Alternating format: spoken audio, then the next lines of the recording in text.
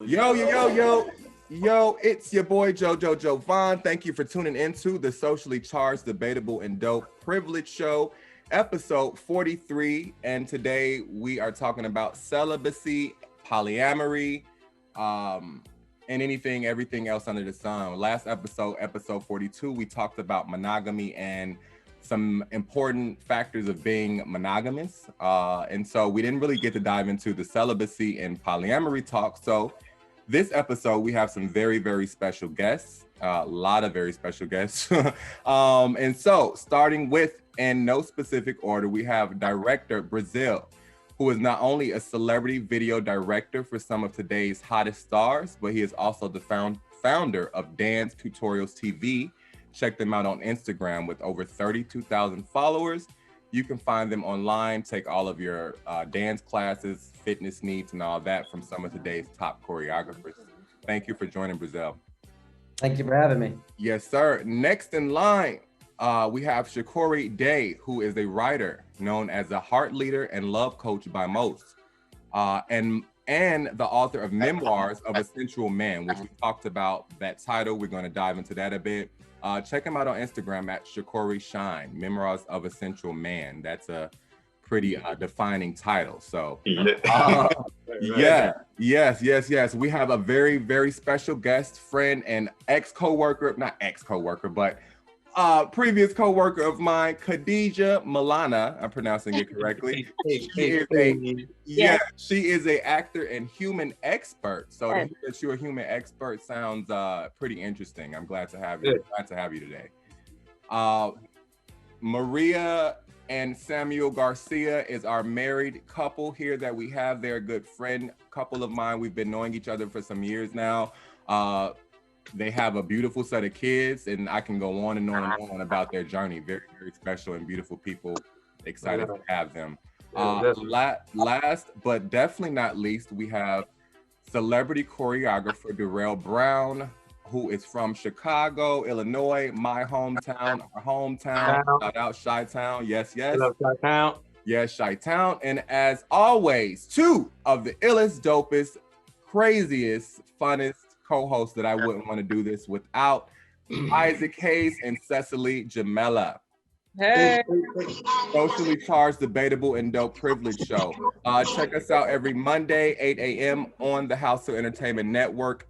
Visual episodes and audio episodes coming to you, talking about some of today's hottest topics that a lot of other shows are not talking about. So let's jump straight into things. So since we have a full panel tonight, we are gonna just throw questions at you guys. I want to talk about three topics. We want to talk about three topics today: monogamy, polyamory, and then obviously being celibate. It's been in public news that Ciara and Russell Wilson have waited until they were married to engage in sexual relations. So let's kick this episode off with being celibate, or being celibate prior to marriage, or being celibate while you're finding your next fling or thing or whatever that may be. Celibacy, Khadijah, we talked a bit briefly before the show started to go live. We talked briefly about you being single. Our beautiful co-host Cecily Jamelia advised us last episode that she is on the market. So fellas out there, we said come correct, because she does have two privileged brothers who will get in that ass. Khadijah, celibacy in 2021, what does that look like for you, and why are you choosing celibacy right now? Choosing celibacy, for me, it's not necessarily like choosing celibacy. For me, it's more so of wanting to experience it with somebody, with the right person. You know what I mean? It's just a matter of finding the right person at this point. It's not necessarily me specifically looking for celibacy or wanting to be celibate. It's just that I'd much prefer to give it to somebody that I enjoy spending my time with and enjoy their company and everything like that. And so until I find that, then I will remain celibate, I guess. Good choice of words. Great choice of words. Now, Cecily, last week or previous couple of episodes, you were kind of sharing some of the same sentiments. Obviously, you feel the same way as Khadijah with 2021 being single, right? Yeah, I've been in this place for a long time, and I really value my time. I guess as I get older, I'm more about that. I mean, I cut my hair so I don't have to spend a whole bunch of time on it. It means that much to me. Yeah. You know what I mean? And so, I'm not trying to waste it. I'm not trying to just be in anything that's not meaningful. Everything I do is meaningful, so everything needs to match. So I feel what she's saying. It's right in line with my own philosophy. It would be awkward for me to be so purposeful in my life and then just be willy-nilly over here. Makes sense. Yeah, makes sense. Celibacy, hot question, Sam and Maria. Were you guys celibate prior to getting married? Yeah, we actually went a year after too to go the extra mile for Jesus. No, okay, wait. Right, I was gonna say, wait, because she was doing this early. She was going, no. No, we were not. We were not. Okay, we were young, so we were, dumb, doing our dumb things, but no, we were. So let's talk about that a bit, because you guys happen to be one of my married couple friends that I really look up to. You guys motivate me in the sense of looking forward to marriage at some point in life. But what age? I know that your story started early. That's a lot of pressure, bro. Listen, what was that question? What age did you guys get married? Sorry. So we were 18. You were 18, 19. 18. So what made he was 19, I was 18. What made you decide to kind of just do it at that, like at an early age? You didn't feel like they're let's get to it. All right. Yeah, the privileged people want us to get to it. I'll just be super real about it. We were heavily influenced by church, and specifically my pastor at the time. And I was playing drums for the worship team, so it was kind of like there was logistics involved. Like pastor felt like I needed to get it. I couldn't play on the worship team unless we got married. Yeah. So that was the main thing. That was the main. I could easily say that was we were heavily influenced at the time. Yeah. I'm not even gonna speak on that one. I had to, and thank you for sharing. Sorry, I had to take a sip. Thank you for sharing. Isaac, hold that thought, because we know what you do. Hold that thought. No thoughts. Listen, you guys have 3 beautiful young boys, right? So I mean, you guys are proof that this whole thing can work, and marriage and things can work in 2021, in 2001, all that good stuff. Being married at that age is very, very hard. I was married at 20. I got married at 20 and I was divorced by 25. Yeah, it has its challenges. I think what really helps us both is that we've known each other for quite 3 years before we got married. Wow. So I think the fact that we love each other so much and we truly fight hard for, our relationship. I think we have really went through a lot to get to where we're at now. It wasn't easy. Yeah, it's not easy. And I think that's the thing that kind of, we've had our rough patch. Yeah, for me, it's just like, I don't want people to think that we've been married for a long time, that our marriage is perfect. It's not. It's had its ups and downs to get to where it's at now. Yeah, thanks for sharing. And I think that's a lot of people's fear when they talk about getting married. And we don't want to crack open too much of the challenges and hardnesses specifically. But yeah, we will on a later episode, because, I have had family members who have gotten married and it's went well, and some haven't went so well. Anyway, Chakory Day, you are the author of The Memoirs of a Sensual Man. So for sure. You consider yourself a sensual man. Are you a celibate man? What's going on with you? So the title of that book came out of my choice, right? So I was sitting one day and, I had just gotten out of a very long-standing relationship, and I made a choice, and I was thinking about being celibate, right? And I was like, okay, I think maybe I should be celibate right now. And, I'm doing research on celibacy, reading about it, watching YouTube videos. And in that moment, my spirit was like, this isn't for me. I'm the opposite of that. So my spiritual path has been a path of pleasure, completely diving into pleasure, whatever that means for me at the time, So I was gonna say it sounds fun from the way you're describing it. I could take it a few ways, but continue. For sure. I mean, yeah. So I went with the opposite way of celibacy. I went that way for my personal growth and development, right? Through sex, intimacy, love, relationships. That has been my growth tool for so many years at this point. And so Memoirs of a Sensual Man came out of my different experiences, my relationships, significant relationships, not so significant relationships, but great stories to tell, you know? And it was just a complete, my sensuality, my sexuality, my spirituality are one and the same thing. And so for me, that was sensual, you know what I mean? Like it felt, when my spirituality and my sexuality come together, it's a very sensual feeling. So, you know, by going down that path of pleasure, recognizing that everyone I meet is a reflection of me, and using relationships as a tool of growth and not something like to just, I want to be in love, right? Because that my philosophy is that the purpose of relationships is to grow. So going from that angle, I've had so many different growth opportunities over the years. And I made that decision back in 2016. And, you know, I sit here. And it's funny that you say that because I follow your journey over I would say some of your spiritual journey over social media. I thought there were very creative pictures and portraits that you would do of yourself in natural settings, and then you would share different scripts, or you know, you read different things that were motivating, or it would truly have people thinking about their sensuality, their spirituality, and things of that nature. And so, hearing that, there's a lot to unravel. And if you guys haven't already, please head over to his Instagram at Chakory Day and tap the link in the bio to order Memoirs of a Sensual Man. I personally have to purchase it myself and read it because it sounds like it's a lot. You know, with you talking, I'm curious to know how that openness and just being open and free sexually and not really having the thought of being celibate in your head, how that has made you grow to be the man you are today. Like, what were some of the things you did? Did you take more time to yourself? Did you shut off your phone? Did you take a break from social media? Like, what was the spiritual aspect of it? You took more time in the bedroom. Yeah, definitely. More time. Sex is spiritual. Sex is meditation if you know how to do it right.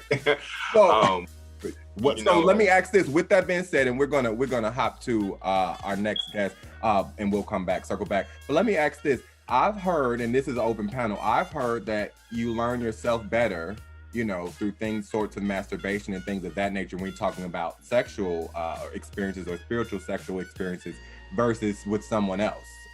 So is that actually? Well, I actually kind of want to make an argument about like some of the things that you actually just said with regards to that. I agree with you. I think you can discover way more about yourself. However, I think that most people do the most growth and the most finding of themselves when they are alone, when they are by themselves, because you have nobody, no outside influences. You don't have anybody stuck in your head telling you what is or what is not. You only have you as your source. And so seeking outside validation and outside relationships only helps you grow a little bit. It only takes you to a certain point. Being by yourself is what helps you grow the most point. And that's when once you know yourself, that's when you go out and you seek other people for relationships, because that's when you are able to have something to offer to somebody else. You want to know what helped me grow? I understand what you're saying. I do understand what you're saying. And I think there are multiple ways of growing. I agree with you. Yeah. You know what I mean? There's so many different ways of growing. You can go on the mountaintop and meditate for 30 years and grow, or you can be in the city making money in corporate America growing, you know? So there's plenty of different ways to grow as a being. There's not just one path, you know?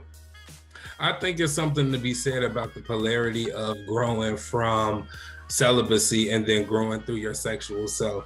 I feel like I've experienced a little bit of both, and I don't feel like one I don't feel like one would have been as beneficial to myself without the other, because I felt like I've had times of being alone into myself where I was able to see and validate myself and realize my growth in my aloneness. But that was after sharing and being with other people. I think being just to yourself, without having shared experiences with other people, be it sexual, be it whatever capacity you interact with other people, you know, it drives, they both drive each other. I think someone who may be seeking love and has never lost their virginity, have never known their sensual self, could find themselves very lost in their celibacy, in their aloneness. And I also feel like someone who doesn't take the time for themselves after being maybe sexually free, to take a step back and learn from being alone, then that would be detrimental to them as well. So, I mean, my life experience with my celibate alone self, and I also can identify with a sensual man. So I think they both feed into each other. And I think it's interesting that, and I don't want to ride the wave of a stereotype, but both of the women on the call seem to have leaned more towards growing more in a celibate, more alone space. Actually, my argument for the whole thing is, I firmly believe that when it comes down to it, everybody in this entire world needs a season of monogamy, polygamy, and being single. I think in order to grow fully as a human being, you need to have all of them. Because I would argue with regards to polygamy, you going out there and doing your own thing and kind of just sleeping around is a form of polygamy. One of the gentlemen that I personally like to, I've just heard him in interviews as I've walked, like circled through or whatever. His name is Brother Polite. Brother Polite is a known polygamist. He talks about having 3 wives, which I totally respect. He seems to have his structure going on. I don't see a difference with what he's doing and what somebody like Future is doing, who has a bunch of baby mamas, you know what I mean? They're kind of structured. The only difference is one has commitment and structure and clear boundaries. Yeah. I think everybody needs to have those seasons in their lives. And I think that when you're looking for marriage, when you're looking for whatever, you just kind of have to find people in their right seasons. That I align with. That I align with. Go ahead. Go ahead, Joe. I was going to say that. I totally agree. I think you can grow in relationships. I have grown in plenty of relationships of my own, but I think that you also need to sit down and be single somewhere. I think you also need to go out there and go get your needs fulfilled through several different manners. Yes. So I think you need it all.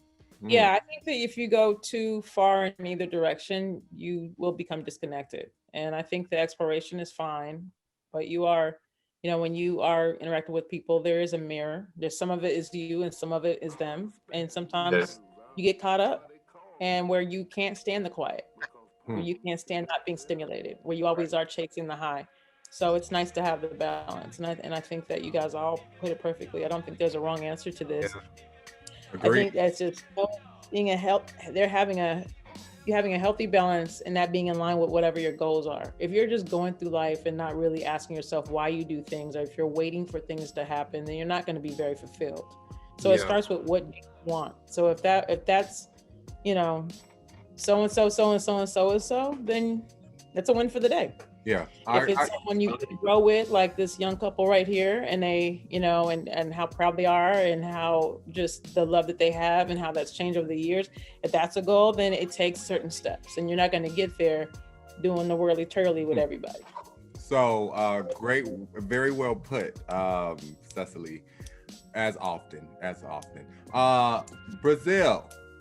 We have Director Brazil, you have shared with me, you know, you've been in various relationship statuses, poly, open, you know, single, all that good stuff.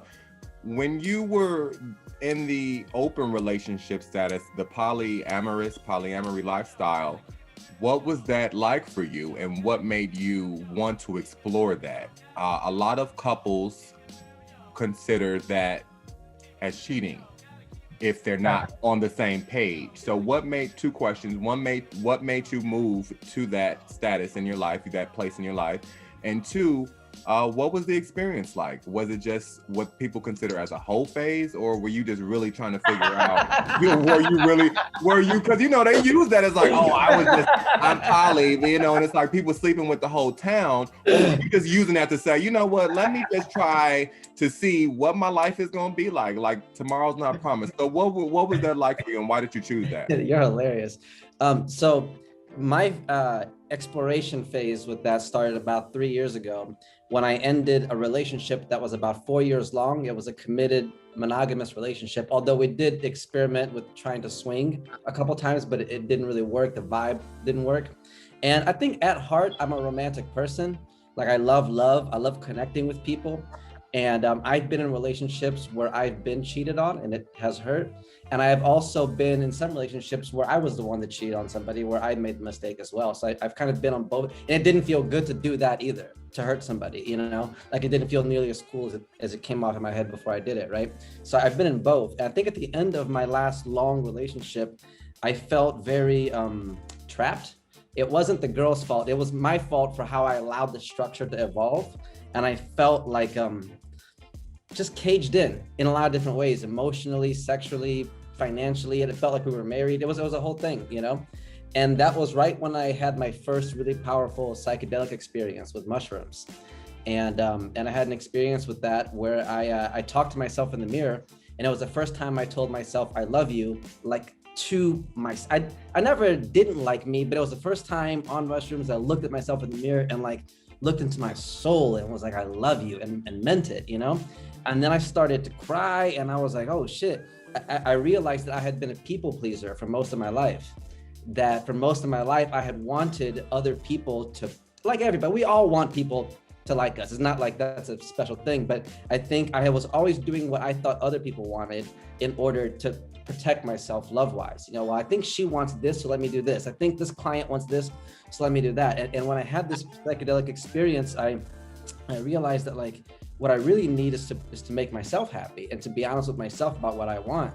And then I realized that I didn't want to be in that relationship that I was in. And it was very, very hard for me to leave that relationship. And it has nothing to do with the girl.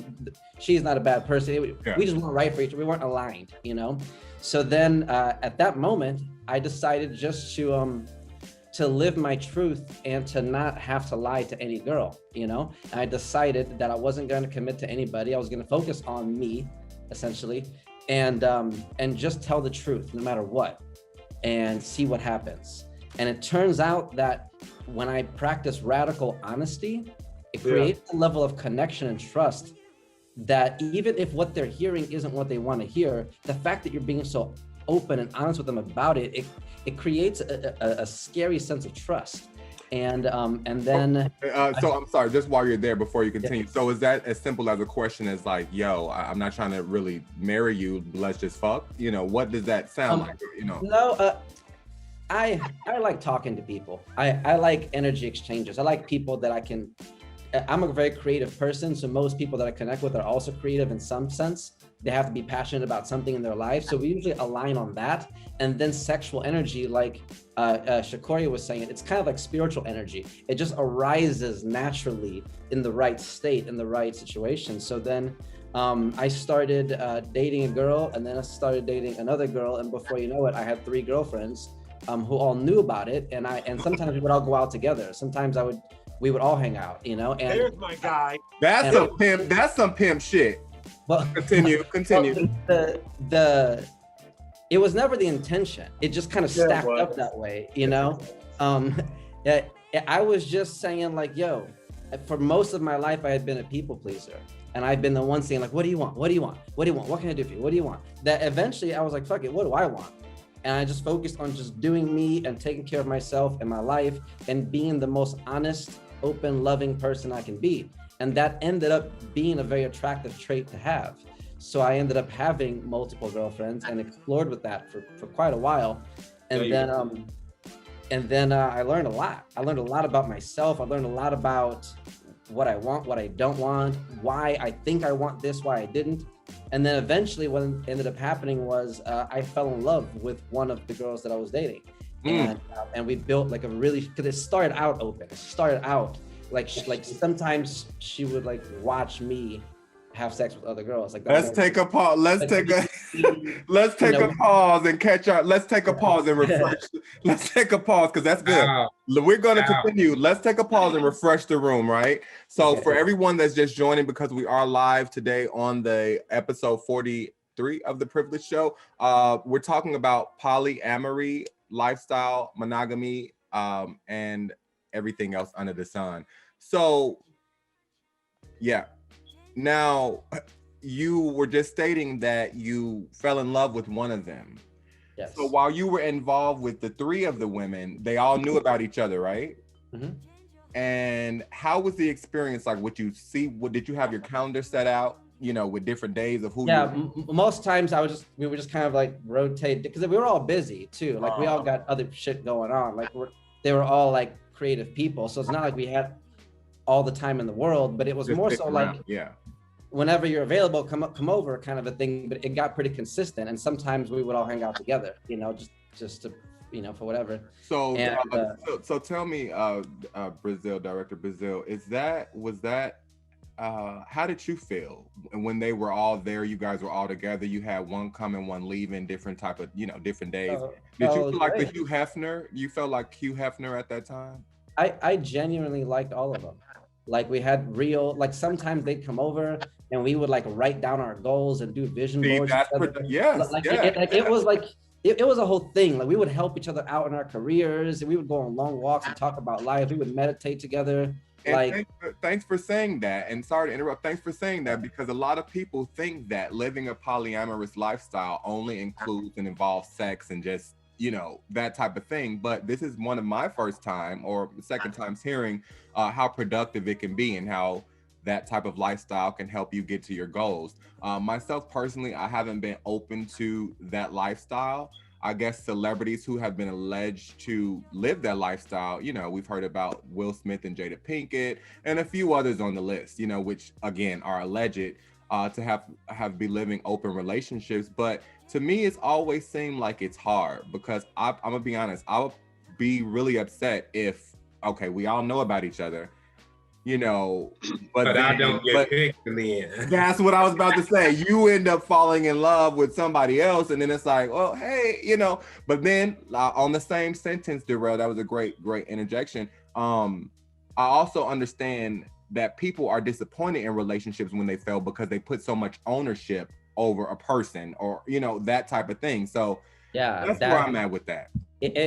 Everything is hard, right? Like getting married is hard, having a kid is hard. You could die of childbirth. Like everything is difficult. So I think you have to choose which difficulty you want and makes more sense for your story and where you are in life right now and yet in that chapter and that phase. Because it's also constantly changing. Like I don't think I'm gonna be anything forever. I just don't. Like right now, me and my lady, we're not polyamorous anymore. We're almost effectively monogamous, but like we don't see anybody else, but we're open to doing things together now.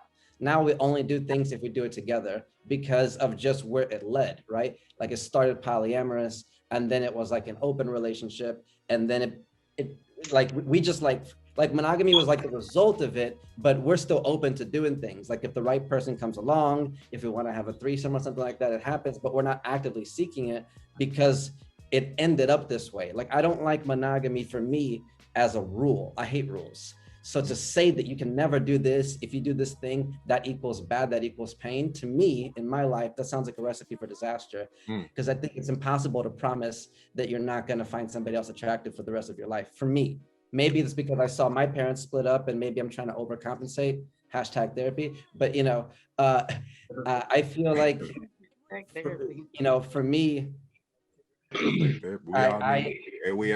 I'm a lover. I love love. And I love communication. I love trust. And I would never want to do anything to hurt the people that I love. So I'm more so of the mindset of abundance and of making it happen in a positive way. right? Like from at this point, I wouldn't hook up with anybody if it meant that it would make my girl upset, right? So now it's more so about us having a great sex life. And then if we want to bring somebody else in, that's a decision we make together at this point, because what we're building is something really solid. Like we're probably going to get married in the future, right? So we love exploring sexually, but we don't want to introduce a sense of uncertainty that would rock what we have. Understood. So we're a lot more selective now. Understood. You know? And thank you for sharing that. That impacted me and definitely gives me more understanding, and I hope it gives our audience and guests as well more insight on the polyamorous lifestyle if you guys haven't tapped into it or if you plan on tapping into it. Isaac, our good brother and co-host, Isaac Hayes, shared last week that he is a supporter of the polyamorous lifestyle. So Isaac, I'm going to hit you with this question. Do you have orgies? What's an orgy in your book? 2 or more.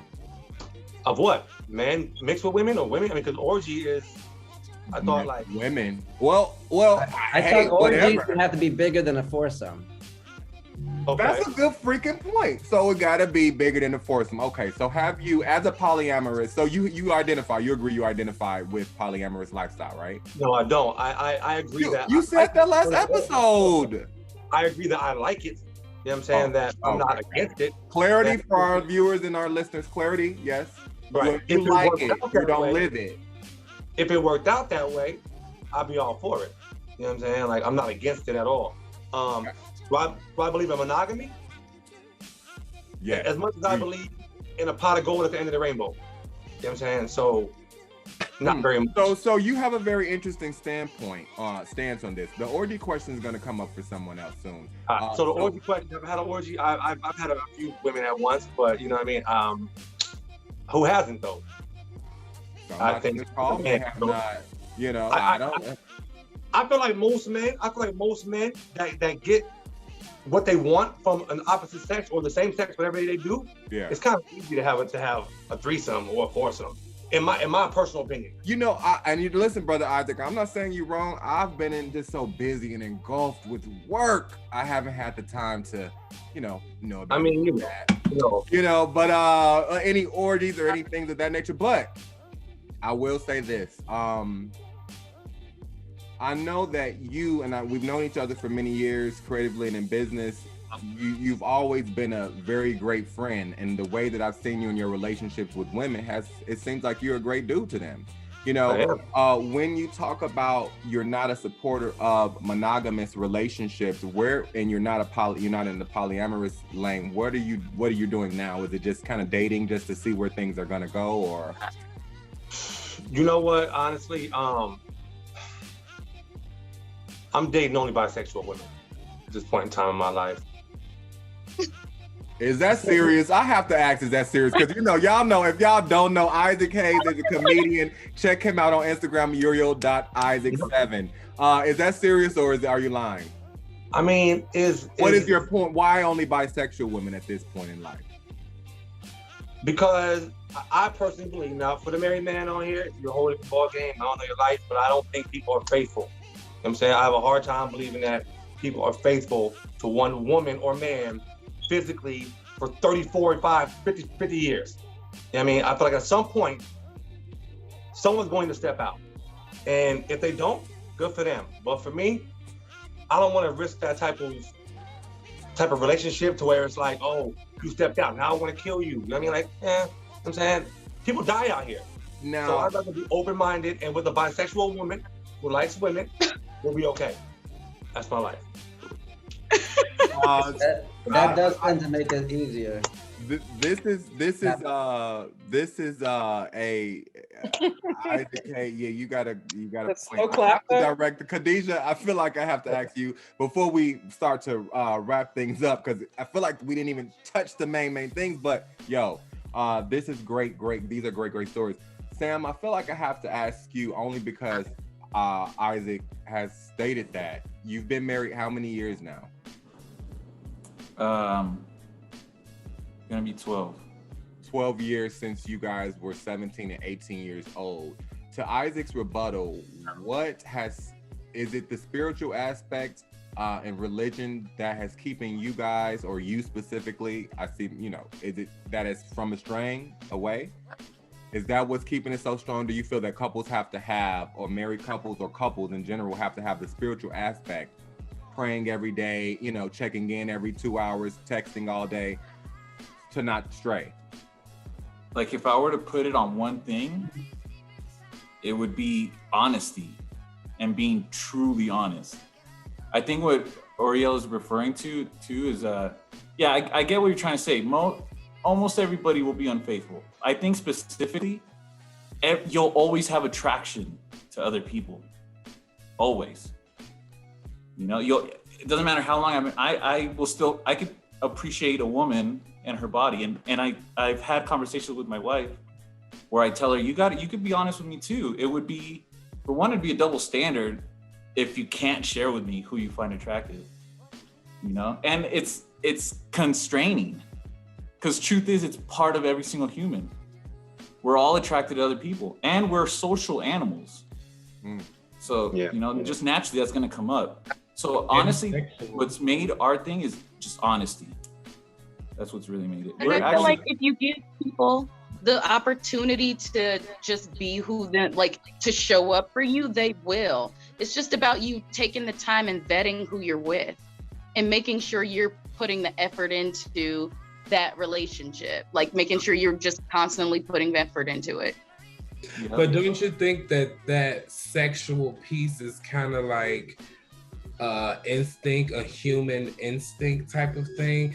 It's I kind of align with Uriel about it being almost impossible to limit or to think you could shut that off from somebody else. That part. But I think that's it off. You just need to learn how to control it. I think that's why you lean on the spiritual. Because the construct of marriage, that is going to come from a spiritual place, because you would want to lean on the spiritual situation to make it through. It is hard work, like they said, to remain monogamous, and to expect that of someone. You can, if you guys are equally yoked and you're on this spiritual journey together, to force yourself to stop these natural attractions to other people. It's primal, right? So I think it is. I would love to chime in on that with what Derrell is saying. Derrell. Go ahead. Derrell, I completely agree that we do have these instincts, right? We have these primal urges and needs. And one thing that I have found helpful in the last 6 months or so has been rechanneling it, right? Because especially once my lady and I decided to kind of not just leave it open to so many people, right? To focus more on each other, I still had the need of variety and that need of connection and energy exchange. So then what I did was I just put that towards my business, and the same amount of feeling and energy that I would get from, let's say, texting 3 different girls and seeing how that could lead to something. Now I text 3 different clients and see how that leads to a project, right? And not to say that one can completely replace the other, but you can't just kill that part of you. I think every man still has that need to want to, quote unquote, for lack of a better word, conquer something, for lack of a better word, have that energy exchange, right? And I think learning to channel it is great, because it doesn't all have to manifest sexually, right? You could have friends, you could do it sexually. I have done it sexually, obviously, but it could also go work-wise. I think we like that feeling of seeing something we want and making it happen. It speaks to us. It feels good, when you've had even if nothing happens, let's say if you're going out and you flirt with somebody, it can raise your energy in a cool vibration, and then you kind of feel lighter about yourself, and then you come home and you have more love to give to your husband or your wife or whatever, right? So I think we all have to understand that we have energies that need to be respected. We just got to find what's the healthy way to live this energy. Is it sexually? I will say that, and I'll let you go, Chakory. My drink is kicking in at this point. But no, I was gonna say that piece, Brazil, that advice, yo, I haven't heard that. I don't think ever. And I'm gonna just be honest with you guys before we go. I think that is one thing and one reason why people shun away from different lifestyles is because they don't have enough education on it, right? The way you just put it, it's simple. You know, I think too, because go ahead. For the men I know, especially my friends that are in their 40s, that were the ladies' men that have the women wrapped around their finger, they got really good at hanging out with the ladies. They didn't get so good at the work.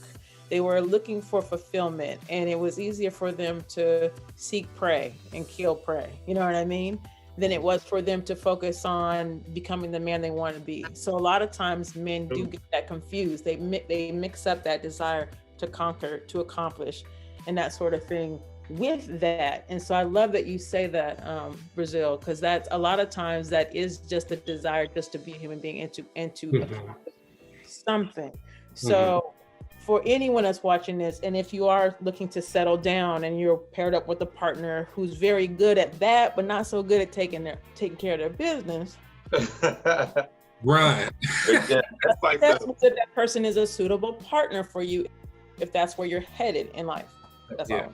Yeah, I agree. I want to piggyback off of what both of you guys just said, because I think that for a lot of times when you talk about those men who are in their 40s, right? Like now, in the past, in the 20s, it's really challenging for a 20-something-year-old to be in monogamy. I personally don't think that monogamy is for young people, right? It's a mature decision that you have to make because it's something conscious that you have to do, because monogamy is it's a social thing. It's not a biological thing. Biologically, we humans, not just men, humans like sexual variety. It doesn't matter if it's 5 or 500, everyone's different, right?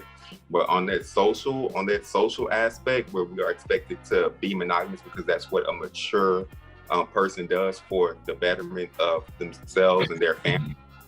You know, like monogamy should definitely be a conscious decision that a mature person makes for their personal growth and development first and foremost. And you need that sometimes. You need to focus on the person so that you can build your money, build your career, build your family, have children to raise, we have things to do. And so everything isn't always about seeking pleasure or seeking fast gratification, right? It's a time and a place for everything. And I think that's really important, and understanding that the monogamous mindset, the reason we're even having this conversation now is because the monogamous mindset has to go. That has to go, not monogamy itself, but the mindset that I own a person. Ownership. Do you say ownership? Okay. And the married couple friends that I had, they did share that, you know, and that was something that I found interesting, was the ownership. And they put it, you know, I guess if the sex is good or if the finances are good, you start to automatically feel like, I own this. This is my dick. This is my, you know, my other, this is whatever it may be. You feel like it's yours, and technically it's not yours. Wait, if they're married? It's theirs. No. It's theirs.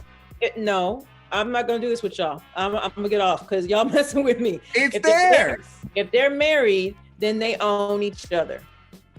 Now, I don't want to have you get off. I'm talking about all you young single people with your ideas and things like that. Yeah. You know what I mean? This all sounds good. I remember this. But when you get on the other side of this, it's a different thing. And when you have a marriage, it's a business. Can you imagine? Yeah. Everything is fused together. You mean to tell me that you're going to fuck it up? We got this time with these children. That's good. We have our goals. We have our retirement. Can you imagine running around 50, 60 years old trying to stick everybody? Come on now. That's good, this Seth. Is life. You guys are living in the moment. Yeah. Add 20 years, add 30 years, add 40 years. Y'all are not going to be swiping right. You're going to be tired as hell. Looking for that one girl that's going to sit there and be like, babe, remember when? Like back to Brazil. If you are lucky to have this woman in your life, you guys will have so many tales to tell each other and to think back on, but you're not you guys are not gonna be interested in this shit in the next 15, 20, 30. Let something crazy happen to the economy. Let something crazy happen in your family. This stuff right here is only important for right now. So the thing you don't want to mess up is you're doing this forever. And then at some point you're like, what happened in my life? What happened to the family that I wanted? What happened to that person I want to spend the rest of my life with? Something happens to your health. Who's going to take care of you? A, B, C, Thursday, Friday? And the girl you met 20 years ago, the boy I'd like to bounce something back to you with two things. When we're saying that we're not being monogamous, that doesn't just mean we're fucking everybody. It doesn't just go from monogamy to everybody. Wait. Don't get stuck on that. Don't get stuck on that. I got you. I know that wasn't your point. I know that wasn't your point. I'm 45. I've been married, divorced, been in a relation. I've done most of the things y'all have done. What I'm saying for you, and even for myself, is I have to think about the future, right? Yeah. And so and it's all aligned with your goals. So all I'm saying is that monogamy almost sounds like a bad word in this conversation, but it has a lot of benefits if it's something that if you're seeking a certain goal, this falls in line with it. So I think Director Brazil is a shining example of what the life cycle and the seasons look like. Let me finish my point, and then I'll be done with everything. Is when we attack it at the biological level, and we're not supposed to do this as human beings and stuff, and it's like, man, if I have a goal and I work towards it, who gives a fuck what you call it? Like, and that's the thing that gets me when I'm in these conversations and they're dominated by single people, and I'm looking at a shining example of what I'm assuming you guys are monogamous, and a young relationship that's worked and lasted. I'm actually saddened that we're not super excited and rallying behind these two people that have survived this. And I don't know where y'all live, but this shit don't happen in Los Angeles. Right. But to say that you survived it doesn't make it sound like 2021 is that we're gonna sit here and have this it's I don't know. I'm gonna log off at this point. I think you guys are awesome, and I would love to have a show with a bunch of couples just like you guys. Yeah. In a world like this, that you guys can still find each other and still be smiling, laughing this whole time you guys are giggling and talking to each other. I'm like, that's the kind of love I want right there. You know what? And I agree with you. No. I agree with you. I'm gonna let the couple speak, the Garcia speak. This is great conversation. And like I said, this is to open up socially charged perspectives, debatable perspectives, and dope perspectives. Like I said, I have never been one to be a part of the polyamorous lifestyle or open relationships, so I do support monogamy. I even opened up with you guys being a motivation to me as being a married couple. Is this room full of single people? Hell, I don't know. Brazil, you are in a relationship now. Chakory, what's your title? Are you single or what? I've actually been solo poly for a couple years now, so I have a couple boyfriends. And it's been working. Yeah. Derrell, what's your status? I am in a relationship. An open relationship or no? I don't do the openness.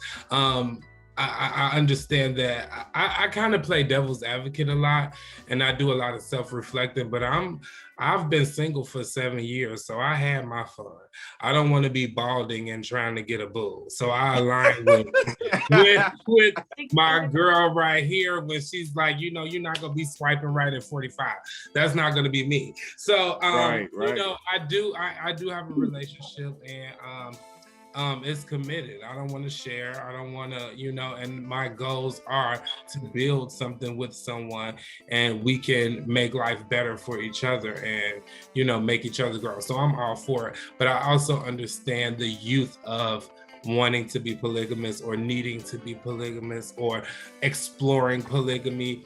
And I understand how the world is changing too. And so, marriage, that construct is falling, and it makes some people sad, and some people didn't grow up with it. I did not grow up with a mom and dad. I grew up in a single parent home. And so I didn't aspire to be married, but I always felt like a hopeless romantic. And so as of late, I have been feeling very lucky by someone. And so I don't want to ruin it, but kudos. I align with all of the squares on the screen. Yeah, kudos. And I have to say, like, I don't, there is, like you said earlier, Seth, there is no right or wrong answer. I'm great and glad that we can all share our perspectives. Khadijah, single, correct? I am single, but the pandemic really threw a wrench in my game, like that's the only reason why I feel like I'm still single is because of the pandemic, and I'm not like out and about and able to like do my thing. So like, here we are. You wait until the vaccination records come out, till everybody got their things going on. I feel you. I mean, until we out and about and not wearing masks, because I am still a little shallow. Like, let's be honest. You want to see what the teeth. You want to see what the teeth in the grill looking like, right? I hear you. I hear you. I thought about that the other day. Like, it's gonna be a lot of rotten teeth when this thing is over. Right. Yo, Cecily, Isaac, my two favorite co-hosts, the show co-hosts. Thank you guys for sharing your perspective. We always keep the conversation going. Look like somebody got some action coming in. And on that note, we're probably going to continue this conversation. Brazil, I know you had something before we go. Feel free to take the floor. Oh yeah. Well, first of all, I just want to say thank you for having me on. It was so great chatting with everybody. I love all the different perspectives. And I just wanted to share a little revelation I had about polygamy or polyamory that I think might be different. And that is, I think that monogamy is the end result of polyamory. I think if you do polyamory well enough, it ends there, because it's kind of like, okay, what's more impressive when you like just for lack of a better example, if you're walking your dog.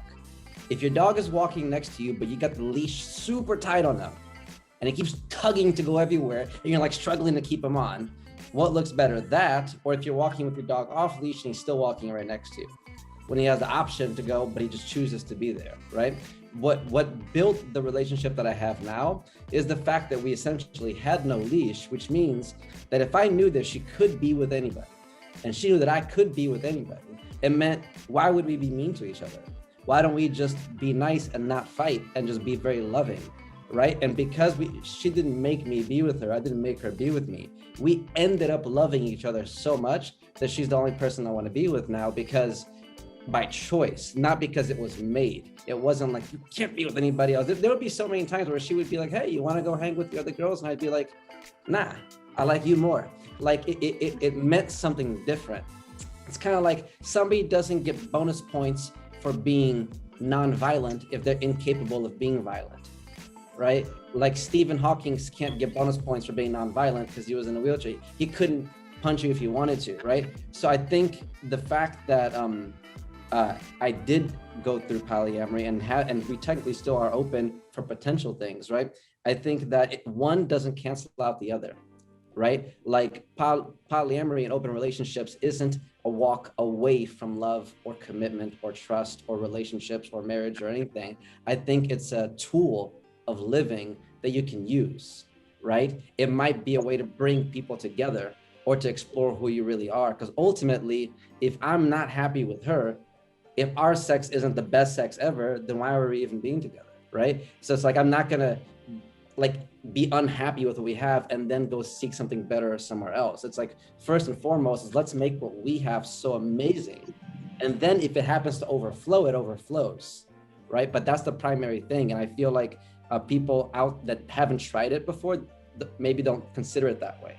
That it doesn't mean that you don't want a committed relationship. I think it led me to my favorite relationship of all time. I'm in love with somebody who literally I feel like is perfect for me, but it took me going through polyamory to find that and to find myself, to show up as my best self, as my most masculine and feminine and all around expressive man that I could be. It was a tool that led to love, not taking me away from it. That's it. That's all I wanted to share. And thanks for sharing that perspective. Yo, before we bounce, my last question is, not even a question, it should be a statement at this point, but I'll ask so because I'm considering and being everyone's points. Who can I ask this to? before we go. Maria and Sam, the married couple, my married couple friends for 13 plus years. Is a polyamorous at this point, after hearing a few different perspectives, do you guys feel like polyamorous lifestyle is an excuse to just be a hoe and to have the hoe phase? And we're gonna bounce. Sorry, it's hard to hear you. Hoe What was the phase. question?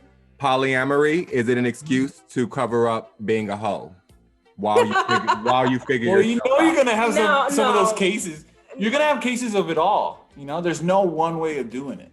Like even I strongly believe there's gonna be some relationships where polyamory was part of it and it's going well. You know? Yeah, and I asked that, and before we go, I asked that because people have associated that with that. Oh, you just want to go cheat and do what you want to do while we still together, have your cake and eat it too, more specifically.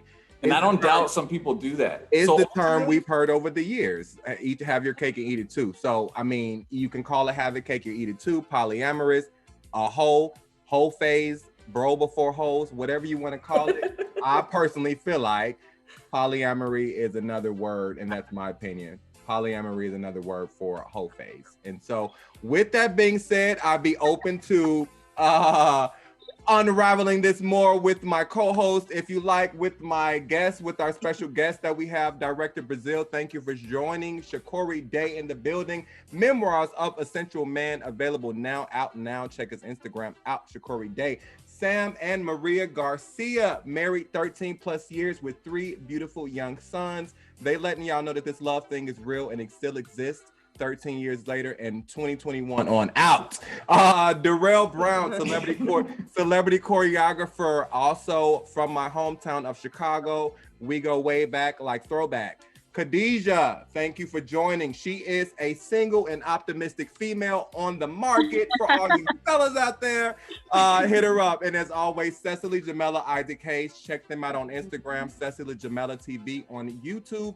And as always, thank you for staying tapped into the socially charged, debatable, and dope privilege show. Love y'all and thank y'all for joining. Peace. Bye, y'all. Have a good night. Thank you. Bye. Hey, what's going on, y'all? This is Isaac Hayes of The Privilege Show. Make sure y'all check us out every Monday, 8 a.m. Eastern Standard Time on HausHillMedia.com.